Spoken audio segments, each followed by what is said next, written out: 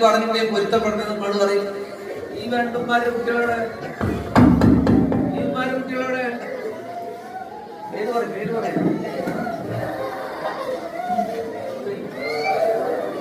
കുട്ടികളാ പേര് പറയും.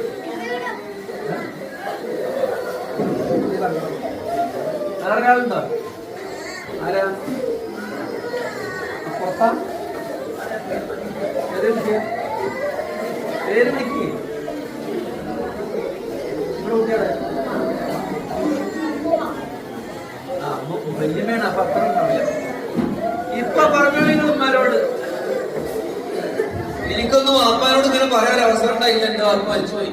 നിങ്ങളുടെ ഉമ്മപ്പുണ്ട്. വെട്ടിപ്പിടിച്ച് പറയും. ഞാൻ പറഞ്ഞൊക്കെ പൊരുത്തപ്പെടണേന്ന് പറയും. ഉമ്മാരെ അങ്ങോട്ടും പൊരുത്തപ്പെട്ടു കൊടുക്കുക. നിങ്ങളുടെ കുട്ടികൾ പാവാന്നൊന്നും മനസ്സിലായില്ലേ? ഇപ്പൊ വരെ ഉമ്മ ഉണ്ടായിരുന്നെങ്കിൽ അവർ ആഗ്രഹിക്കുന്നില്ലേ? എന്റെ ഉമ്മാനൊപ്പം ഒന്ന് കിട്ടിയെങ്കിൽ ഇപ്പൊ വിട്ടവർ ഓടും. 3 കാര്യങ്ങളിലേക്ക് നോക്കൽ പുണ്യമാണ്. അന്നദുറിലൽ കഅബ, കഅബയിലേക്ക് നോക്കൽ പുണ്യമാണ്. അന്നദുറിലൽ ഖുർആൻ, ഖുർആനിലേക്ക് നോക്കൽ പുണ്യമാണ്. 3ാമത്തത് പുണ്യം പറയുന്നത് അന്നദുറിലാ വജ്ഹിൽ വാലിദൈൻ.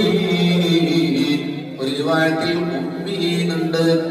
ഉമ്മാന്റെ വാപ്പാന്റെ മുഖത്തേക്ക് നോക്കൽ പോലും ഇബാദത്താണെന്ന് മുഹമ്മദ് മുസ്തഫ. കണ്ട, അവർക്ക് ഉമ്മണ്ട് ഇവിടെ. ഇപ്പൊ ഇങ്ങടൊന്നും വന്നിട്ടുണ്ടായിരിക്കും എന്തായിരുന്നു.